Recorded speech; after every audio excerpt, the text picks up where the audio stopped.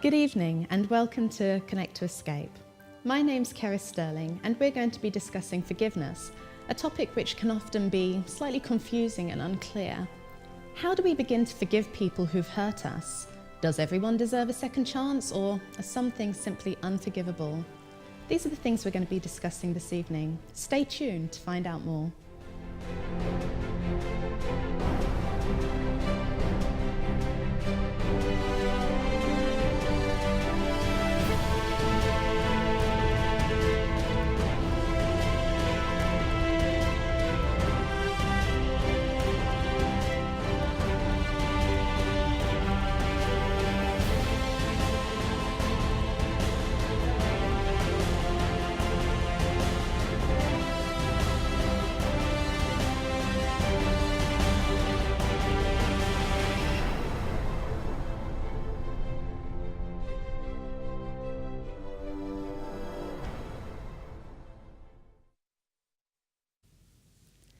Joining me here this evening, we have some very special guests.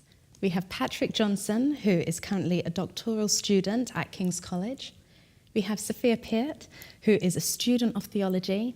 Andrew Leyland, who is currently the Director of English at Newbold College. And we have John Olare, who is a recruitment professional with a background in social work. Today we're going to be discussing forgiveness, and we decided to ask members of the British public what they thought, what to them is the hardest thing to forgive. Let's find out what they said. What is the hardest thing to forgive? Oh, no, it's all right. Okay, thank you. It's not hard for me to forgive. Probably my wife. Cheating. I have had, bullying and things like that happen to me.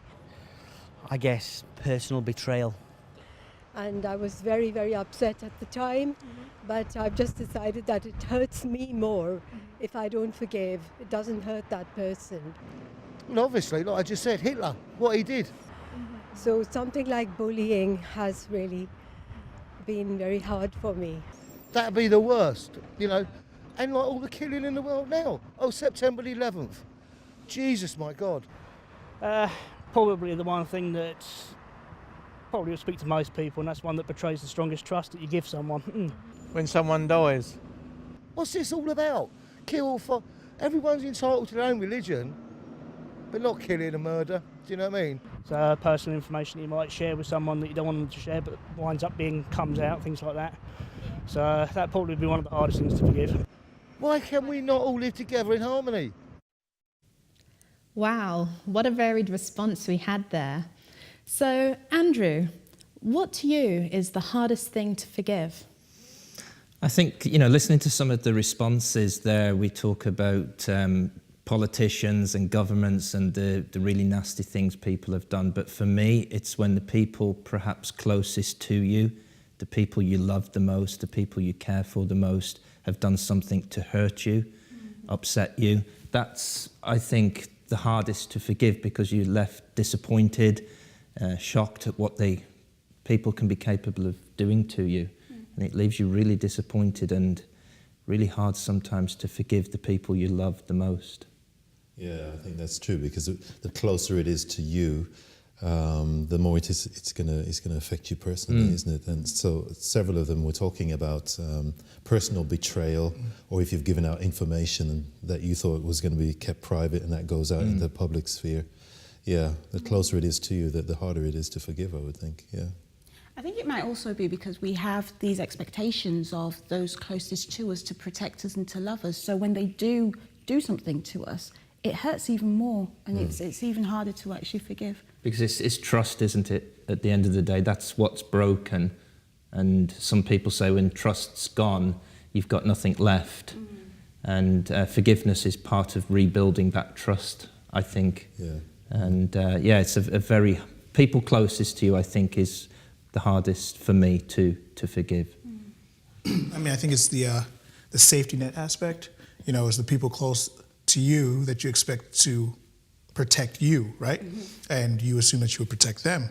So when they do something, it's, as was said, betrayal, or you've been let down by the people you have decided to protect. And it's confusing because it's unexpected. You expect them to protect you. Yeah, I think good examples of that are often children that have been abused, isn't it? And do you think the parents in particular, if they're the ones that are the perpetrators, if they're meant to protect the children, what kind of person actually grows up then?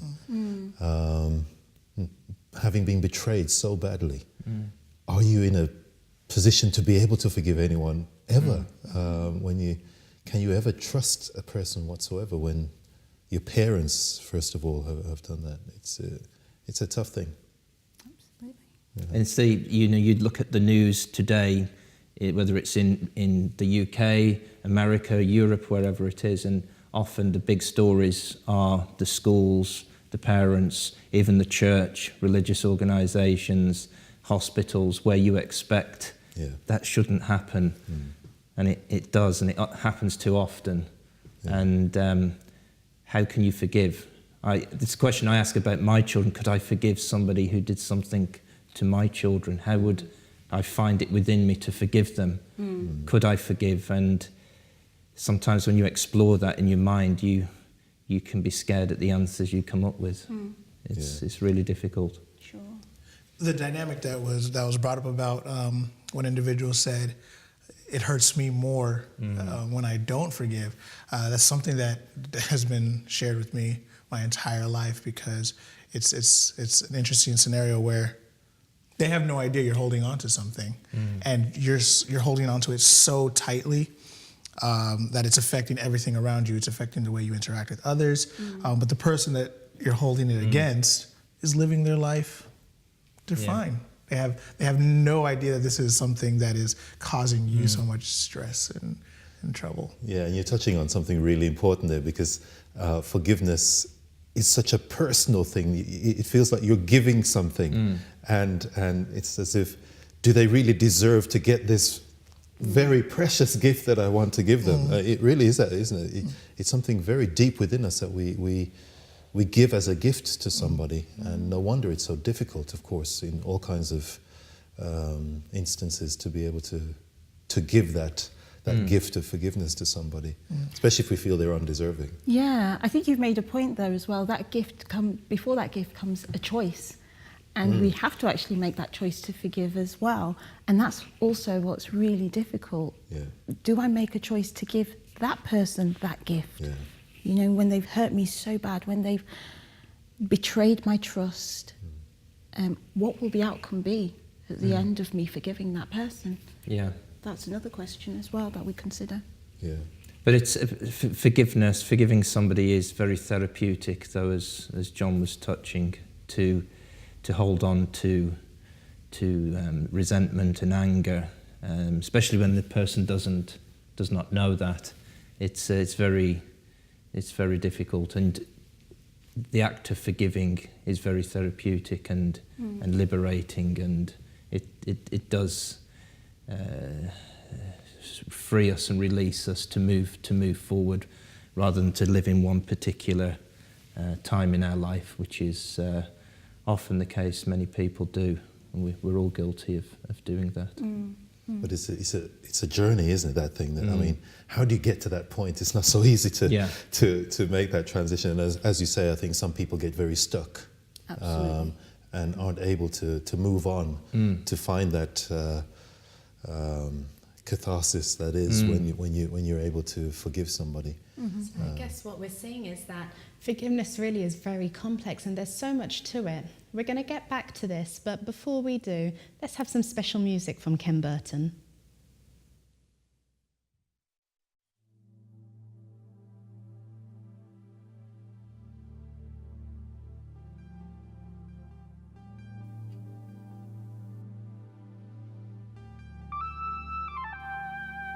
If tomorrow should never,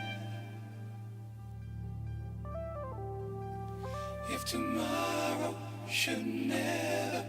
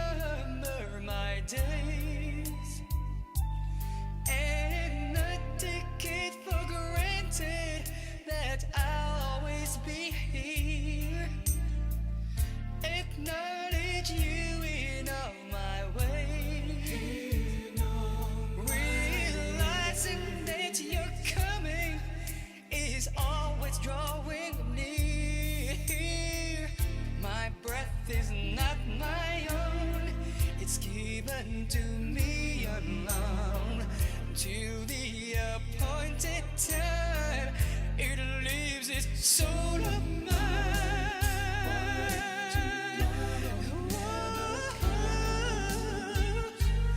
What will it be? What will be my destiny? What if tomorrow never comes? Will I rise to see heaven and eternity?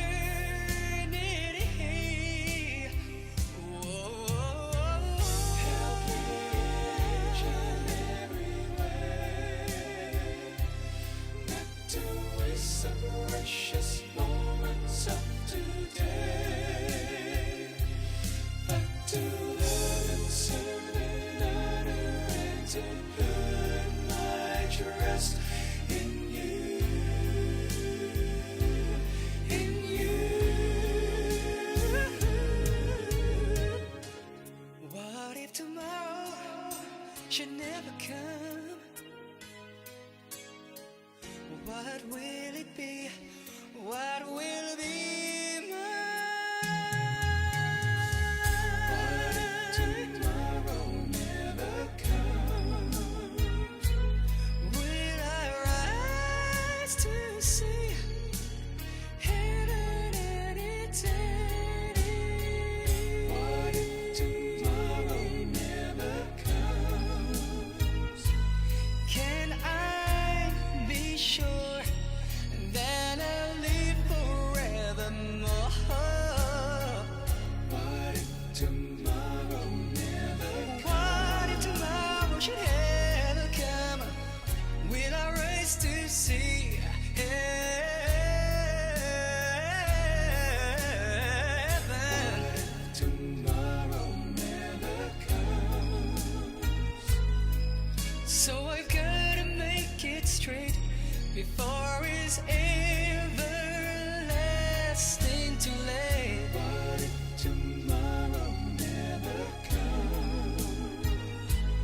Help me not to waste my time, but to realize how precious it is.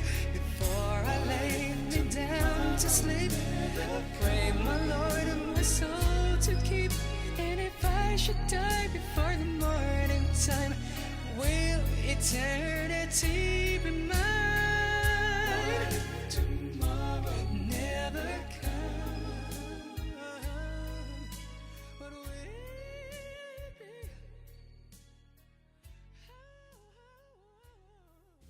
What an incredible voice. I could listen to Ken all day. But back to our topic of forgiveness. I spoke to Sophia, and she has a personal experience as to how forgiveness has directly played a part in her life. Sophia, tell us more. Sure. It's between my brother and I. My brother and I, we grew up together. He's a year younger than I am. Love him to bits. I love him to bits, you know. And we know each other inside out.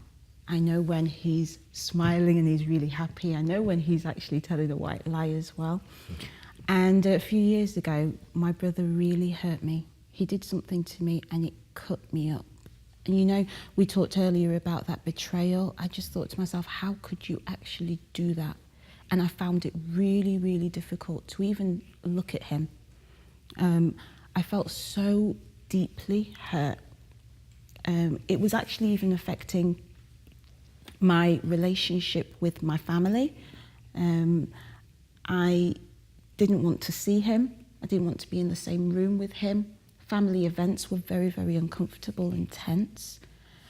And I remember my mom pleading with me many, many times saying, Sophia, just let it go. And I couldn't because it hurt so bad. And I wanted him to say sorry, but I wanted revenge as well. I wanted him to feel how I felt. And I remember hearing a talk about forgiveness. And that talk said the easiest thing to do is just to let go. And I pondered over that for a few days. And it was near to Christmas, and I remember Christmas Day. I woke up and I just felt, this is enough. I had to let it go. And that Christmas morning, 2013, my brother and I met downstairs in my mum and dad's living room, and we just hugged. And it had been 2 or 3 years since we'd actually even touched each other. And we hugged, and we said it's time to just move on. Last year I graduated, and my brother was there at my graduation. This Christmas we had a wonderful time together. Even just yesterday, my brother called me to see how I was doing. I've got my relationship back with my brother, and I'm just so happy about that. But that was my experience of forgiveness and having to let go. Okay. So just a question, just touching back on what you've been saying. When you were saying that you felt betrayed, was there an element of you don't feel anyone understood? When people were saying to let it go, was it almost as if they were trivializing it, let it go? Was there an element of you don't understand Absolutely. what I'm going through? Yeah, and I use those terms as well. You don't understand. What if you... And I kept going over and over the incident, again, trying to make people really understand how deeply hurt I was. But they just couldn't quite understand why I couldn't let it go. Maybe because it may have happened to them and they found a way to let it go, but it hurt me, and I wanted revenge. I wanted him to feel how I felt. And do you think that's just a natural human response that we have to forgiveness? I think so, yeah. I think so. Okay. So, John, I want to come to you. I want to ask you a question. Do you believe that some wrongdoings are undeserving of forgiveness? To be direct, no.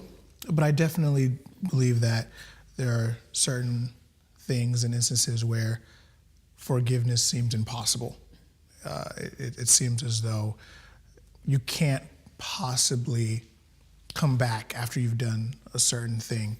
From my background, one of the most difficult things to forgive or even think about forgiving is violence to children. You know, it's something that I struggle with, even saying you don't deserve, the individual involved does not deserve to be forgiven for such a thing, but I don't know. Yeah, I guess, you know, we do have kind of categories of what are the worst ones and what are the easier ones to forgive. And yeah, I think from what I understand, even in the prison system, there is, among inmates, there are certain crimes that are worse than others. So we all seem to set up those kinds of hierarchies of what's forgivable and what isn't. And it's, you know, listening to Sophia's story and what John's saying about almost impossible to forgive. Sophia had to go on a journey. 2-3 years, I think you said, it took you and your brother. Sometimes I think we can be too quick to forgive. I know that may sound a bizarre thing to say, but sometimes we've got to allow healing as well. We've got to come to terms with what's happened, reflect on ourselves, where we were part of that process. I don't always believe it's always one person to blame. And often our natural reaction is to want revenge or to let that person feel how we're feeling. It's, again, therapy, we feel better for it. But I think in terms of me, for my faith, I would like to hope that I could forgive anybody of anything, but some things we do categorize, and some things do take a long time to bring ourselves to forgive a person or something that has done such terrible hurt and harm to people. I think back to in my childhood, I remember a lady losing her son. He was murdered, and she actually forgave the murderer. And for me, that was just so incredible. You forgave the person who murdered your child. That, for me, was, you know, are there some things that you can't forgive? If you can forgive your child's murderer, then I think you can forgive anything and anyone. And something about that that I've realized is oftentimes I don't forgive somebody who's offended somebody else. So, for instance, in that situation, if I was a family member or I was familiar with the situation, yes, they might have forgiven that individual, but I can't. You can't be let go of that, and it causes so much pain because I'm holding on to something that the parties involved have no idea about, and to go so far and say it's not my business, I don't know, but I have put myself into that situation, and I have not forgiven somebody because I feel I have been violated because of their action, even though it wasn't directly to me, and that's sometimes I don't even realize I've done that in different situations, and that I haven't forgiven certain people for what other people did or for what they did to somebody else. So is forgiveness, is it something we do once and it's done, or is it a process? Is it continual? I think because what John was saying there as well, we can't forgive because we still feel something. And I wonder whether that is, what is forgiveness? That's what I'm asking. Can we forgive but still experience the hurt? Are we able to forgive somebody but we're still feeling the pain they've caused? And forgiveness is part of the healing process as well. I'm not sure, because if we're coming to the point where we say, I forgive you because I don't hurt no more, that's easy to forgive. Is forgiving the process of saying, you're still hurting me, I'm still experiencing what you've done to me, but I'm going to forgive you, I've forgiven you, but I still need time to heal as a person. I think it's much more of a process. Some of the things we've been talking about, there's no way you can just snap your finger and say, now you're forgiven. It is much more that process, and I think it becomes a daily thing because those feelings come back and you've got to deal with them again, and you've got to deal with them in the same way. So I tend to lean towards it being much more of a process type of a thing. I know. Oh, sorry. No, it's fine. I know from my experience that it was a process. Once we'd hugged each other that Christmas morning, I had to continually tell myself, "You have forgiven. You've let it go. You have let it go." And each time I did that, I was able to step into another area of our relationship, and our relationship began to blossom each time I told myself, "It's forgiven. It's gone." You know. It's almost like a lifestyle. I feel like forgiveness is a lifestyle or a habit that needs to be formed, where you do it over and over again, and it becomes almost easier to do it. And I guess what we're finding is that, forgiveness really is a process. It takes time, and it's a choice that we make. Patrick, I know that you've done a lot of research and you've spent a lot of time thinking about forgiveness, and it would be really interesting to hear, what's your take on forgiveness, and how do we put it into action? Well, when you think about it, when was the last time you said, I forgive you, and really meant it?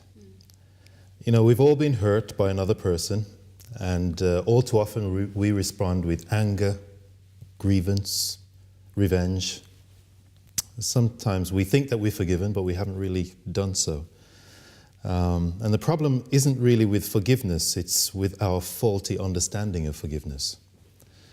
4 things I think we need to clear up when it comes to forgiveness. What forgiveness is not. First of all, it's not a matter of forgive and forget.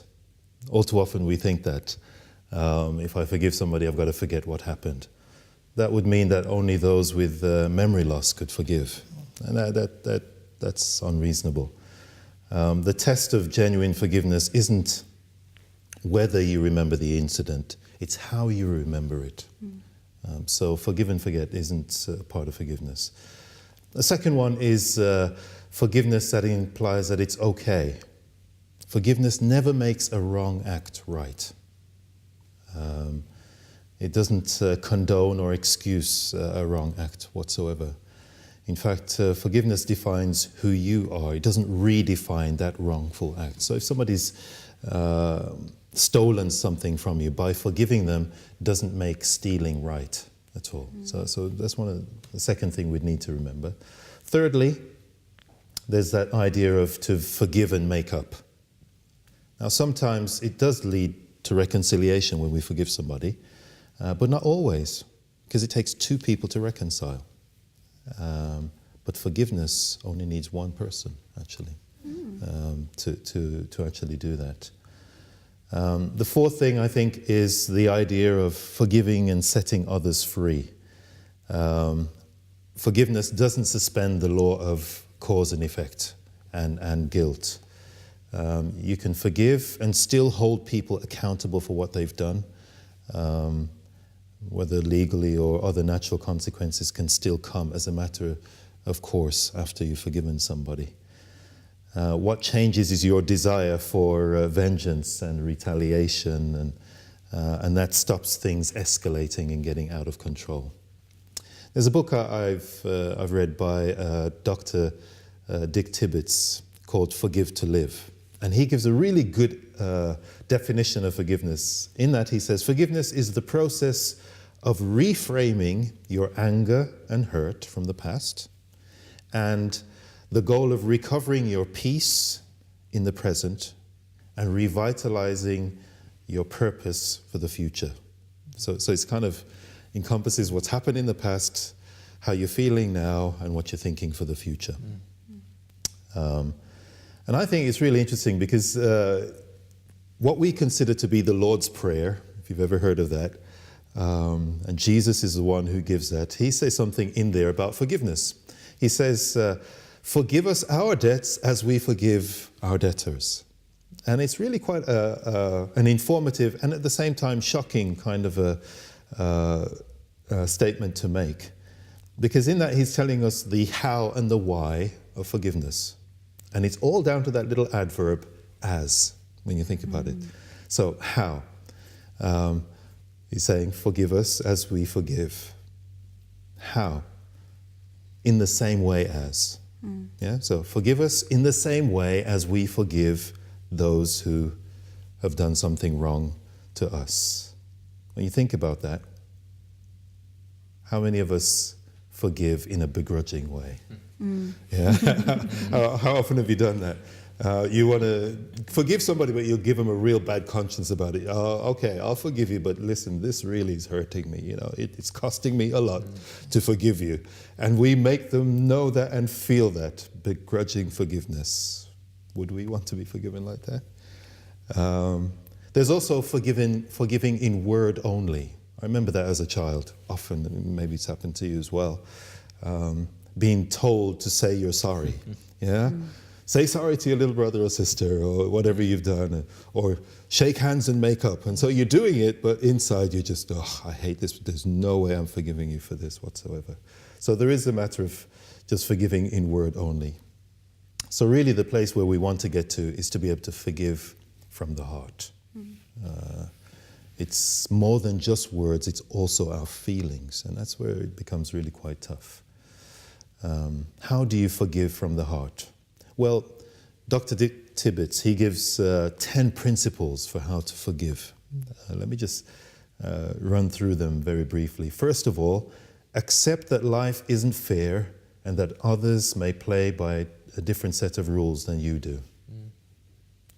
And that really is really quite liberating. Other people don't see life the way you do, and that's why they hurt you in the way they do. So understand that. Secondly, stop blaming others for your circumstances, because you've got to have charge of that for yourself. Thirdly, understand that you cannot change the person who hurt you. You can only change yourself. Again, it's taking charge of things for your own self. Fourthly, acknowledge the anger and hurt that some unpleasant or even harmful event is causing you. So don't downplay the fact that it hurts terribly. So acknowledge that and feel that. But fifthly, reframe your hurt story, your story of hurt, your grievance story, by placing it in a broader context. And it's what often happens when we've been hurt by someone.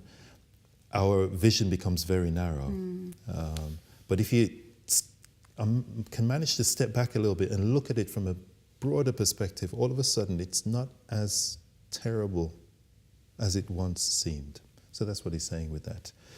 Number 6, recognize that only you can make the choice to forgive. And that really empowers us if we're able to do that.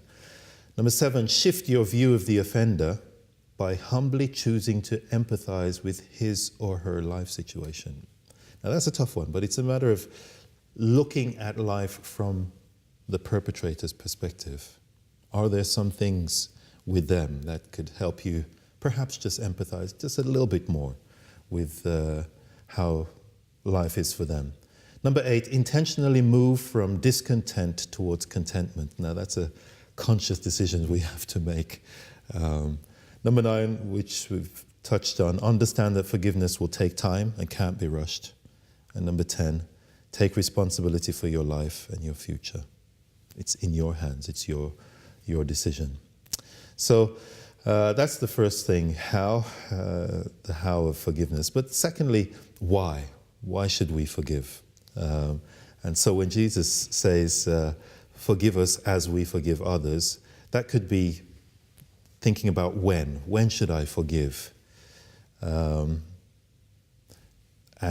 in saying, forgive us as we forgive others, Jesus is basically saying, when would you like somebody to forgive you for doing something wrong? Now that really puts it on its head. You know, how long would you like somebody to go around holding a grudge against you for something you did wrong? And that really makes it quite tough, because we all have plenty of good reasons why we shouldn't forgive. You know, somebody abused your trust and you feel justified in not forgiving. Your spouse deliberately did something, they knew it would hurt you. You feel you shouldn't be forgiving them unless they come to you. Your relative did something to upset you. Someone deliberately told lies about you.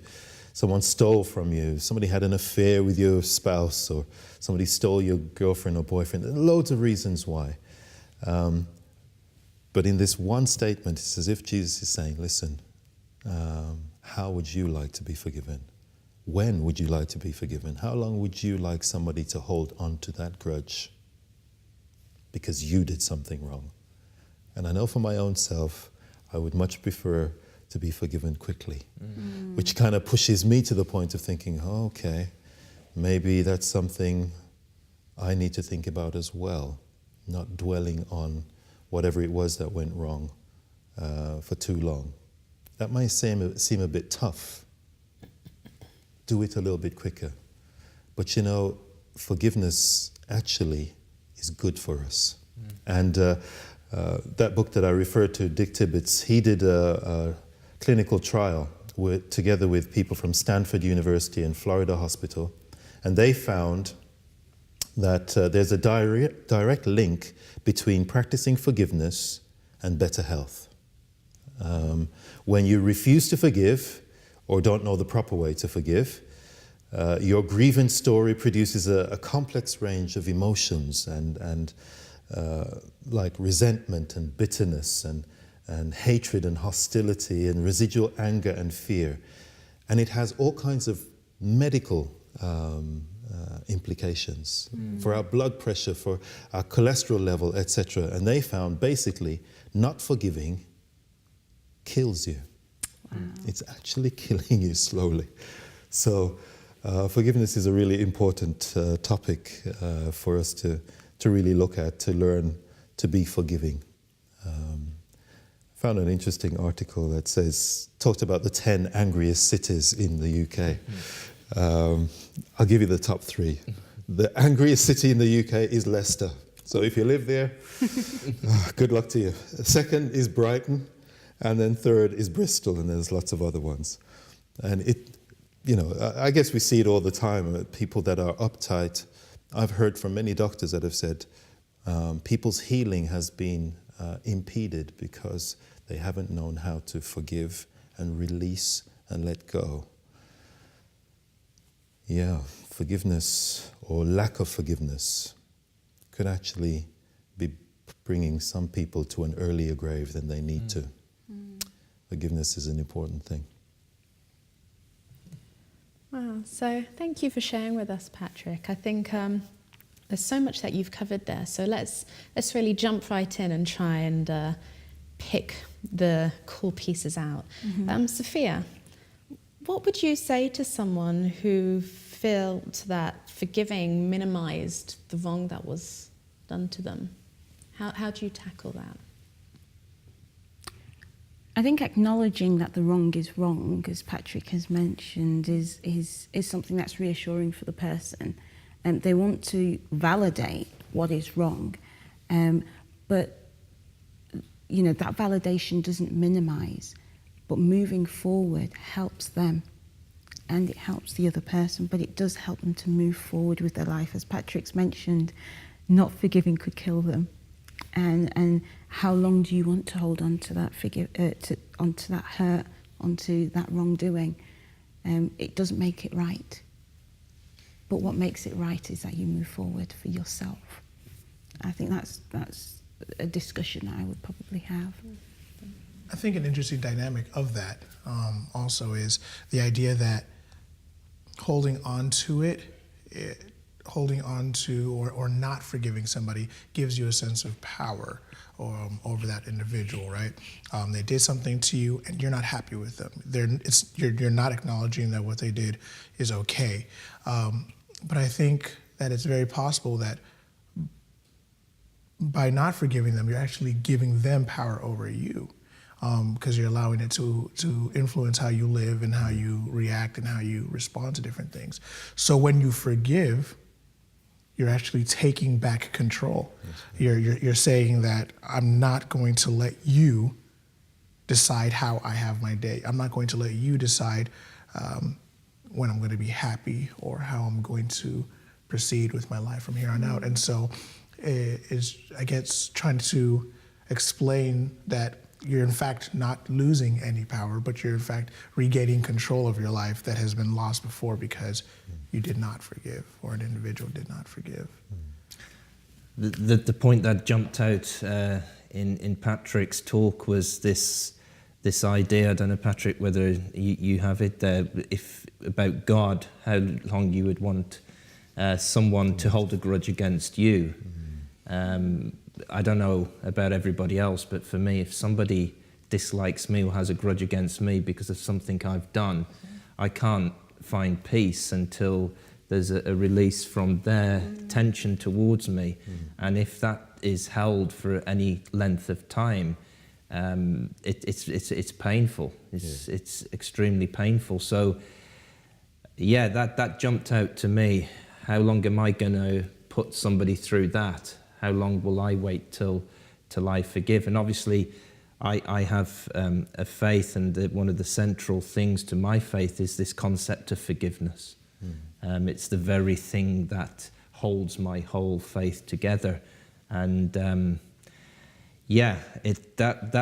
will be something that I will take from this discussion. How long am I going to keep people in a state of alienation from me, that tension? Because certainly I'd be looking for them to forgive me quickly. Yeah. It's that was extremely profound and deep to me. Yeah. Yeah. So Patrick, just a quick question: Does forgiving someone mean that you necessarily have to rebuild the relationship? Can you forgive them but decide that there needs to be distance, or does forgiveness by default mean you need to start rebuilding? I think there can still be a distance.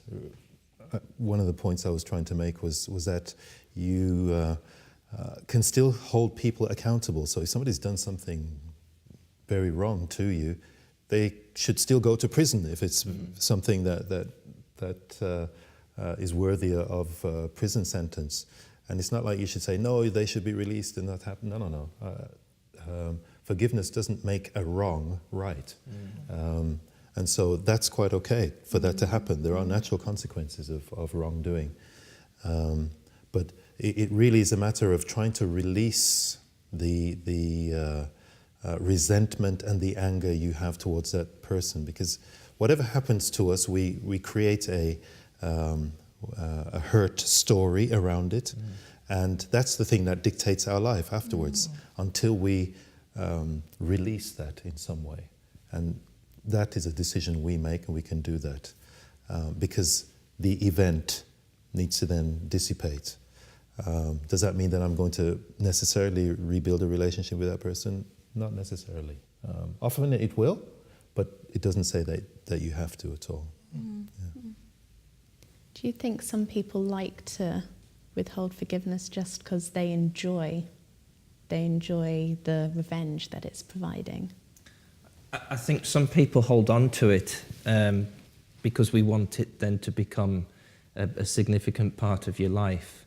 And once you've played with it for a while, it becomes a pattern, it becomes part of you, who you are, and almost like your comfort, like a comfort blanket, something that protects you. And quite often I hear people, and we've probably all been guilty of it, we bring things up from 10, 15, 20 years in the past and refuse to be forgiven or to forgive, because it's a whole lot easier to keep that pain and that hurt.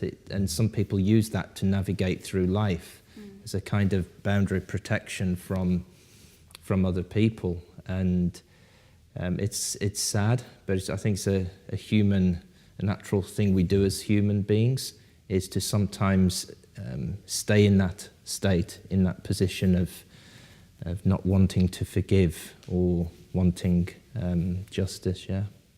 So Patrick, how would you summarise what we've been discussing then? How would you summarise this theme of forgiveness? I would say that forgiveness is a gift that we will be giving, as it were. It's in our power. And forgiveness is good for us to do. It will give you a healthier, longer life, and to learn to forgive is the most empowering thing you could ever do. Brilliant, thank you so much. We're going to hear from the Croydon Choir now, and if you haven't heard them before, then you should definitely stay tuned, because it is worth listening to. Hi, this is Paul here, working.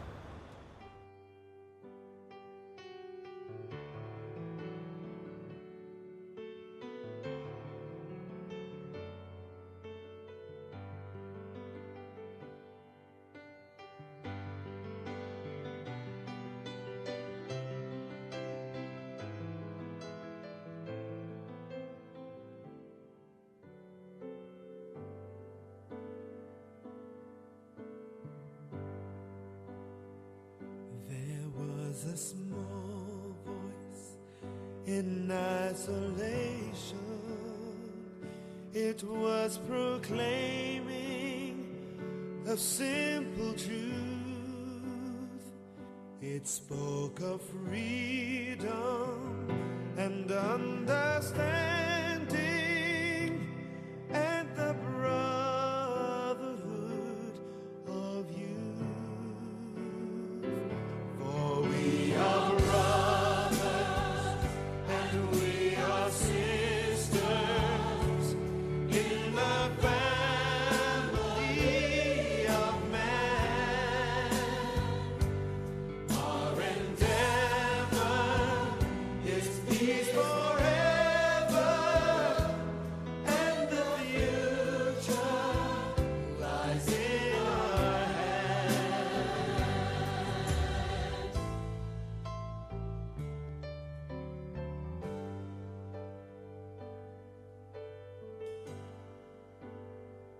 Do not dismiss us as foolish dreamers.